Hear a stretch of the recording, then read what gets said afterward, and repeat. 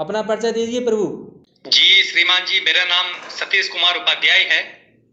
मैं ब्राह्मणों के करेड़ी तहसील आसिंग जिला भीलवाड़ा राजस्थान का मूल निवासी हूँ। अच्छा, राजस्थान से हो महाराज आप? जी श्रीमान जी। भीलवाड़ा किस नाम के लिए जाना जाता है? भीलवाड़ा को श्रीमान जी, ये टेक्सटाइल मार्केट इसका बहुत अच्छा है। अच्छा, जो टेक्सटाइल के कपड़े वगैरह हैं वो पूरी दुनिया में यहाँ से एक्सपोर्ट होते हैं। शिक्षक में आना चाहते हो तो मैं आशा करता हूँ कि आपने कर्मकांड किया होगा, आपने बहुत सारे जी अनुष्ठानिक कार्य कराए होंगे। तो महाराज दैनंदिन कर्म महत्व को समझा सकेंगे आप, जिसे हम लोग नित्य कर्म कहते हैं? जी, नित्य कर्म में श्रीमान जी 6 चीजें वैसे प्रमुखता से आती है। संध्या स्नानम जपश्चैव देवता नाम च पूजनम वैश्वे देवम तथा अतिथ्यम षट कर्माणि दिने दिने। अच्छा, यानी कि संध्या स्नान, संध्या, जप, देवताओं का पूजन, अतिथि सत्कार और वैश्व देव, ये 6 चीजें प्रत्येक इंसान को प्रतिदिन करनी चाहिए। सैया से उठने के पश्चात सर्वप्रथम क्या करना चाहिए महाराज? जी श्रीमान जी, अपने दोनों जो कर हैं, कर को देख करके अपने को सुबह एक मंत्र बोलना चाहिए। क्राग्रे वसते लक्ष्मी कर मूले सरस्वती कर मध्य स्थितो ब्रह्मा प्रभाते कर दर्शनम।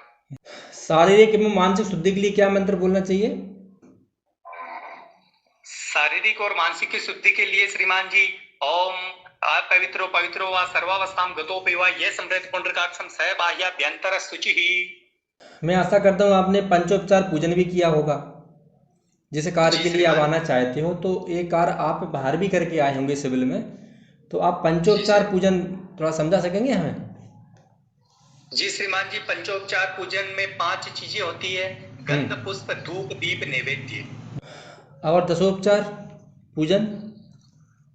दशोपचार पूजन में गंध, पुष्प, धूप, दीप, नैवेद्य के अलावा आह्वान, ध्यान, आह्वान, प्रतिष्ठा, आचमन, दीपक। महाभारत में कितने पर्व हैं महाराज? महाभारत में श्रीमान जी 18 पर्व हैं। प्रथम पर्व का क्या नाम है? आदि पर्व प्रथम पर्व का नाम श्रीमान जी। अच्छा, उसमें क्या कथाएं आती हैं? जी श्रीमान जी, ये मालूम नहीं। अच्छा, आपने यज्ञ किए हैं, यज्ञ हवन? जी श्रीमान जी। अच्छा, यज्ञ और हवन में क्या अंतर है?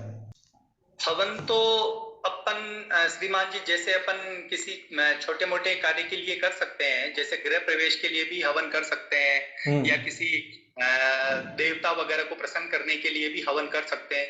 यज्ञ एक बहुत बड़े स्तर पर होता है, और जैसे अश्वमेध यज्ञ हो गया तो ये एक बड़ा स्तर है, इसमें काफी समय भी लगता है।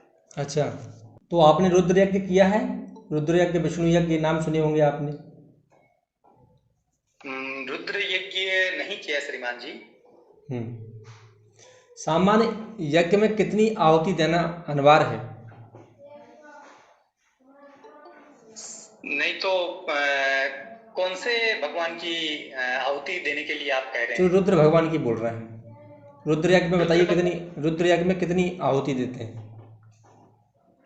अगर रुद्र की आहुति देनी है तो उनके मंत्रों के 16 आहुति अपन देते हैं। देखो, जो मैं यज्ञ का नामांकन कर रहा हूँ ये बड़े बड़े यज्ञ हैं महाराज, ये विशाल और व्यापक यज्ञ हैं जिनमें हजारों लाखों आहुतियों की भी पूर्ण आहुति होती है महाराज। कोई बात नहीं, गणेश जी का स्मरण मंत्र सुनाइए।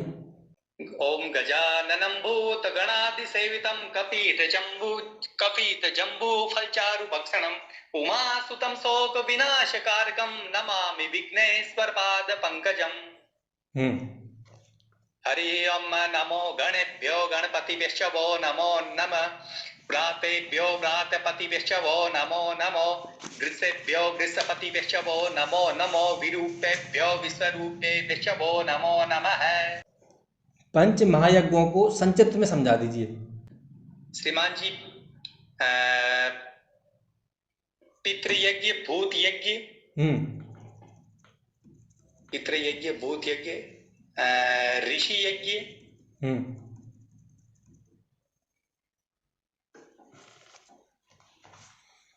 नहीं नहीं, ये तो ठीक है, नाम बता दिए आपने, थोड़ा सा समझाएंगे थोड़ा सा ऐसे, पितृयज्ञ क्या है? पितृयज्ञ श्रीमान जी पितरों को प्रसन्न करने के लिए किया जाता है। जैसे अपने कोई पूर्वज जो रहे हुए हैं उन पूर्वजों को प्रसन्न करने के लिए किया जाता है। और भूत यज्ञ में जो अपने आत्मा वगैरह अगर कोई कहीं भटकती हो अपने पूर्वजों की, तो उनको प्रसन्न करने के लिए किया जाता है। ऋषि में अपने जो गुरु हैं उनके प्रति श्रद्धांजलि या उनके प्रति आदर समर्पित किया जाता है। आपने श्री राम कथा सुनी होगी। जी श्रीमान जी। आप कौन से पात्र से सबसे ज्यादा प्रभावित रहे हैं महाराज? मैं श्रीमान जी श्री राम जी से सबसे ज्यादा प्रसन्न हुआ। क्यों? क्योंकि उन्होंने जो धर्म का पालन किया है और जो मर्यादा उन्होंने दिखाई है वो आज पूरे विश्व के लिए उनका आचरण करना सबसे ज्यादा अनिवार्य है, या एक धर्म पे, समाज पर उन्होंने गहरा प्रभाव छोड़ा है। उनका अनुसरण अपन करते आए हैं, करते रहे हैं श्रीमान जी। इसलिए राम जी का जो एक चरित्र है वो सबसे ज्यादा अभिभूत करता है हम। अच्छा, राम और रावण में दोनों में क्या फर्क है? श्रीमान जी, श्री राम ने हमेशा मर्यादाओं का पालन किया और धर्म के रास्ते पर चले।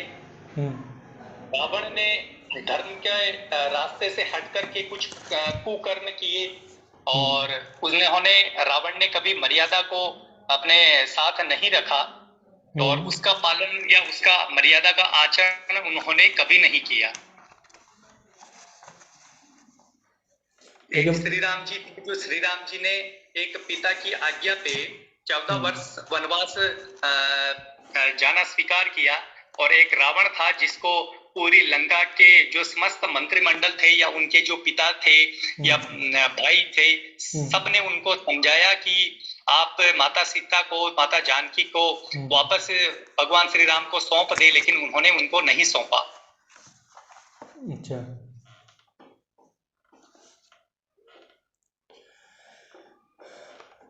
अभी नई शिक्षा नीति लागू हुई है, उसकी जानकारी रखते हैं आप? जी श्रीमान जी। क्या जानकारी है आपको? जी, पहले की जो शिक्षा नीति थी वो 10+2 थी। अभी जो शिक्षा नीति में उन्होंने कुछ बदलाव किए हैं, जिसमें 10+ क्या बोलते हैं उसको, 9+2 करने के बाद में उन्होंने +3 किया है कॉलेज के साथ। और एक शिक्षा नीति में ऐसा भी है कि पहले अपन एक साथ 2 डिग्री दूसरे कॉलेज से नहीं ले सकते थे, किसी विश्वविद्यालय से, लेकिन अभी इसमें ऐसा प्रावधान है कि एक साथ आप 2 विद्यालय से डिग्री ले सकते हैं। अच्छा,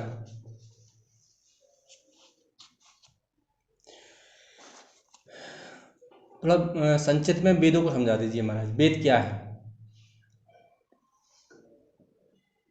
श्रीमान जी, वेद अपने भारतीय धर्मशास्त्र के अनुसार वेद 4 हैं, ऋग्वेद, यजुर्वेद, सामवेद और अथर्ववेद। जी। वेदों ने हमको या पूरे जो विश्व है, इस विश्व को एक सन्मार्ग पर चलना, नित्य कर्म करना और आदर सत्कार करना, देवताओं को प्रसन्न करना, मर्यादा में रहना, धर्म के रास्ते पर चलना आपको सिखाया है। और इसमें जीवन जीने की जो एक तरीका बताया है, how two way of life, जीवन जीने का जो तरीका है वो वेदों से ही प्राप्त है और ये धर्म का मूल है गुरुजी। अभी आपने हमको पंच महायज्ञों के बारे में बताया था, तो पंच महायज्ञों का वर्णन कौन से शास्त्र में मिलता है? इनका मूल क्या है? ज्ञान का मूल क्या? मूल स्रोत पूछ रहा हूँ, ये कहाँ से उद्धृत हो गए इनकी जानकारी कहाँ, इनको प्रमाणित कौन से वेद करते हैं? आपने मनुस्मृति में पढ़ा होगा पंच महायज्ञों को। आपने आजकल कई पुस्तकें आ रही हैं, पूजा प्रकाश वगैरह, उसमें भी मिल जाता है, नित्य कर्म पूजा प्रकाश। तो ऐसे ही जो पंच महायज्ञ हैं, तो ये कौन से वेद से संबंधित, यानी कि कौन से वेद इनको, इनकी जानकारी का मूल प्राप्त कराता है? श्रीमान जी, वैसे जो यज्ञ करना है वो यजुर्वेद से संबंधित है, क्योंकि यजुर्वेद में ही यज्ञों के बारे में बताया गया है।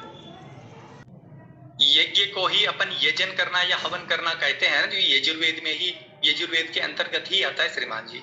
अच्छा, कोई बात नहीं। 10 दिक्पाल पूजन क्रम को समझा सकेंगे आप?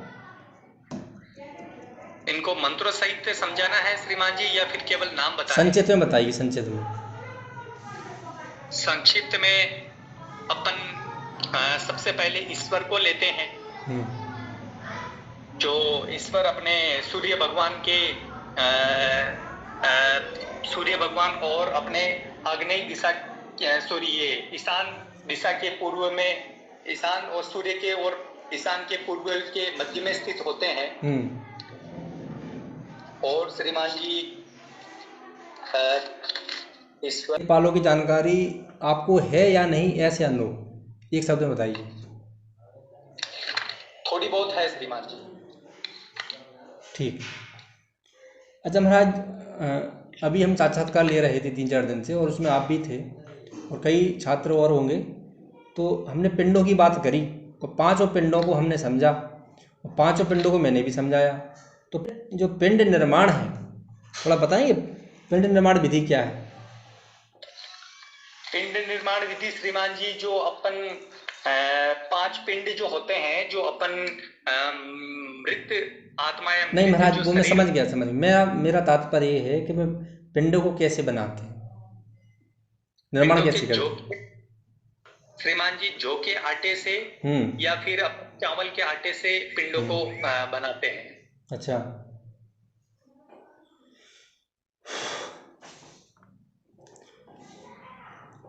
आप धर्म शिक्षक में भर्ती हो गए और आपको किसी अस्पताल में भेजा, जो कि आपका एक मुख्य कार्य आता है। आपके कर्तव्य में ये शामिल है कि कोई भी धर्म शिक्षक बीच बीच में हॉस्पिटलों में जाते रहते हैं, वहाँ पर जाकर पेशेंटों के उनके हालचाल पूछते हैं। आपको किसी ने अपनी परेशानी बताई, उसको अधिकारी तक पहुँचाना है। तो आप महाराज जानकारी का तरीका क्या रखेंगे? आप सीधा पहुँच जाएंगे अधिकारी के पास, उसको क्या जवाब देंगे आप? श्रीमान जी, अगर वो सैनिक मुझे अपनी परेशानी बताएगा और परेशानी जहाँ तक हो सके, अगर मेरे वश में हो, जहाँ तक मैं उसको उसकी समस्या का हल कर सकूं, तो मैं मेरे तरीके से उसको समझाने का प्रयास करूंगा। और अगर मेरे समस्या से अगर वो बाहर है, तो निश्चित रूप से वो उनकी जो समस्याएं हैं, मैं अधिकारी तक पहुंचाने का प्रयास करूंगा। कैसे रखेंगे अधिकारी के सामने, कैसे रखेंगे, थोड़ा रख के बताएंगे? चलो, मैं अधिकारी हूँ, मुझे बताइए समस्या कैसे लेके आए हो समस्या आप? मैं ही अधिकारी हूँ, बताइए श्रीमान जी। हाँ बोलिए। श्रीमान जी, मैं ये कहना चाहता हूँ कि अपने जो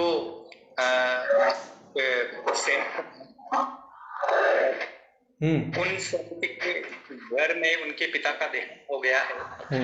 इस वजह से उनको पहुंचना, वो परिवार का इकलौता पुत्र है और उसको जाकर के उसका पिंडदान वगैरह करना बहुत अनिवार्य है। इसलिए उसको आपको उसके घर पे भेजना पड़ेगा। थोड़ा सा मेरा निवेदन आप स्वीकार करें, ताकि वो अपने जो पिता के कर्म है, एक पुत्र का जो दायित्व है, वो उसको अच्छी तरीके से निभा सके। अच्छा, तो आपने क्या किया अभी तक उसके लिए?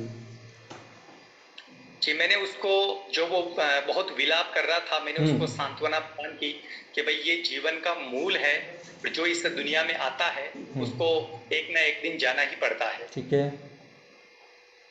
क्योंकि ये तो जीवन चक्र है जो चलता रहता है।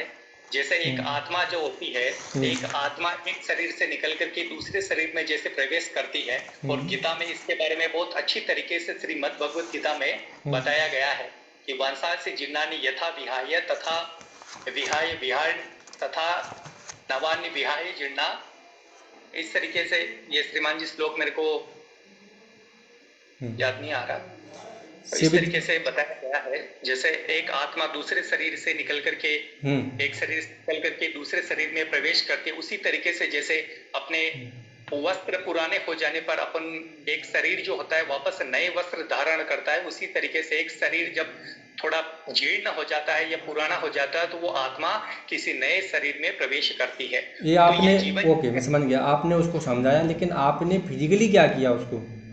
कहीं दफ्तर में गए, किसी ऑफिस में, या उसने कोई आवेदन लिखवाया उससे? आपने नहीं लिखवाया? आवेदन ले गया है उसका? आप आवेदन ऐसे मौखिक रूप से बोला होगा ना उसने, नहीं लिया, ठीक है, ओके, कोई बात नहीं, छोड़ो। सुना दीजिए महाराज शिव जी की। ओम जय शिव ओमकारा, शिव जय शिव ओमकारा, तुमको निस दिन ध्यावत हर विष्णु दादा। ओम जय शिव ओमकारा, कुमार माँ ब्रह्माणी, तुम ही जग।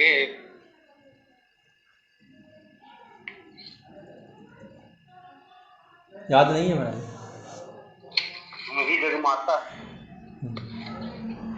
नहीं जगमाता नहीं है, कोई बात नहीं, याद नहीं है, ये माता से क्या है। चलो ठीक है,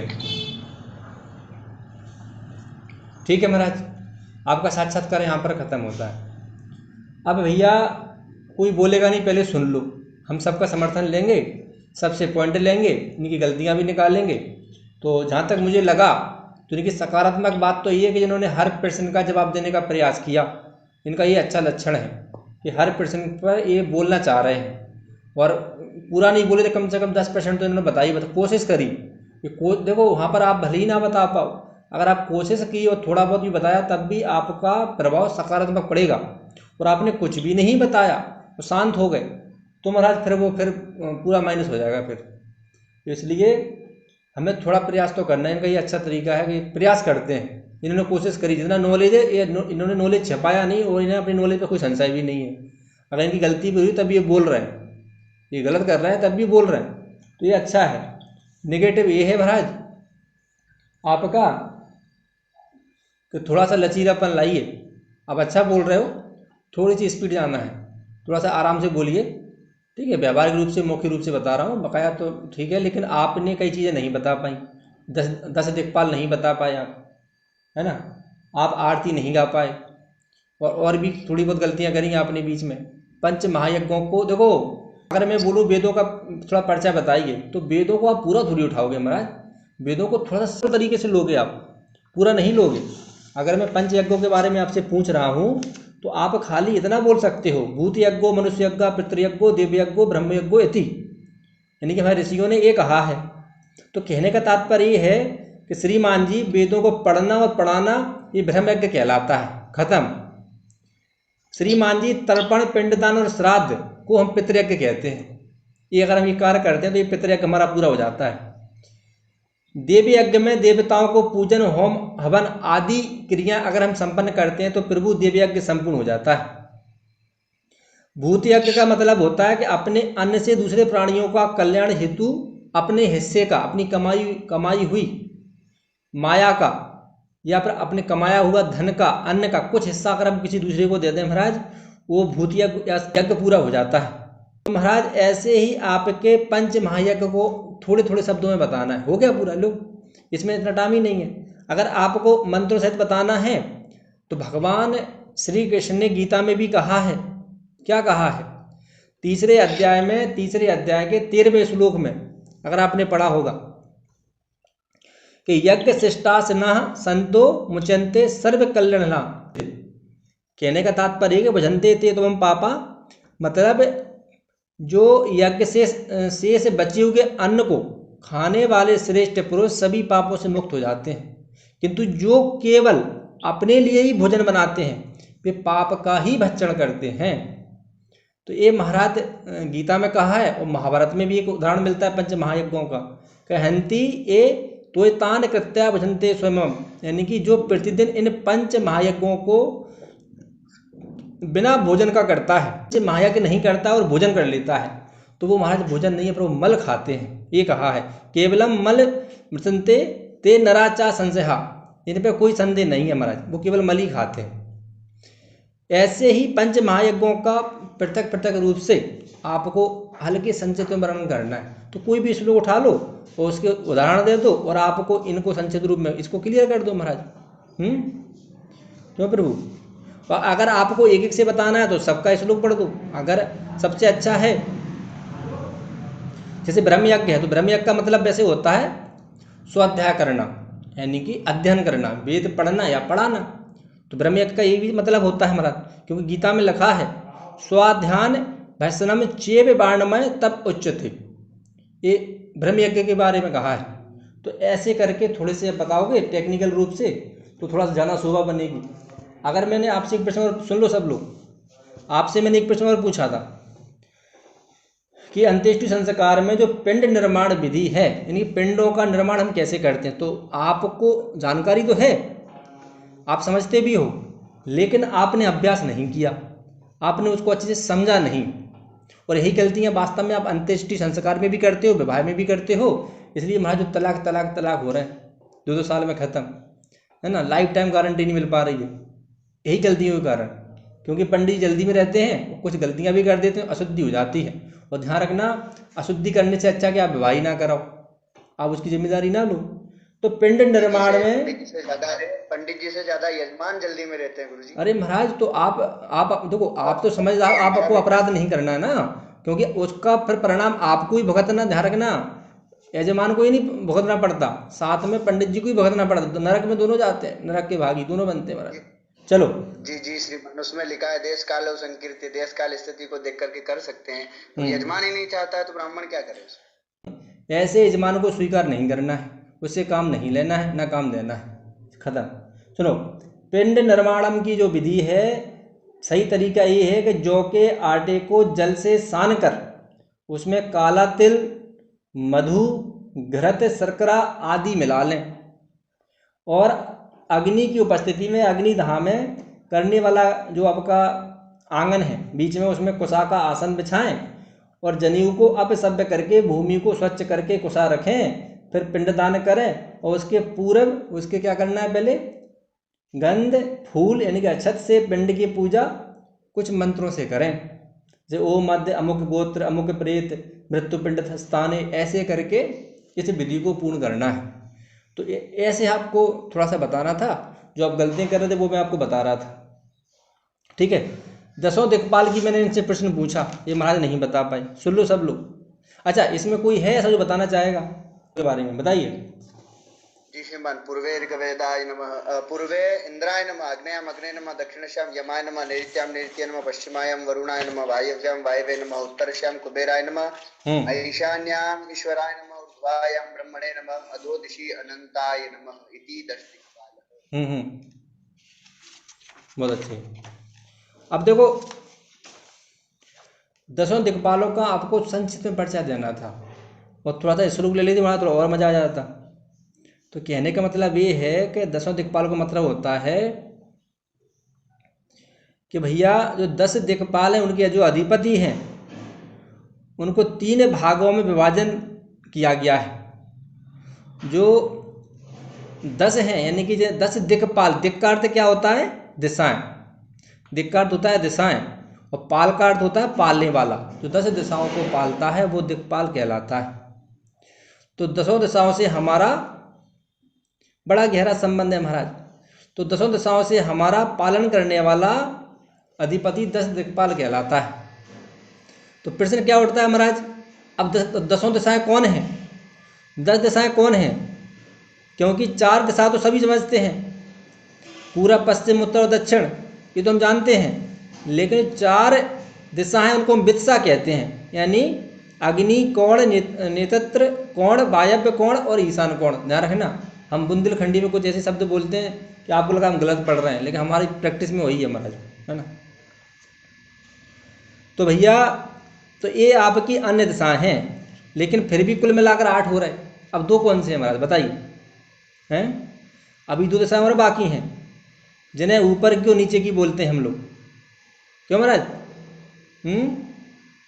जी श्रीमान जी। कौन सी है बताइए? ईशान, पूर्व, मध्य, ऊर्ध्व और मूल, अधो।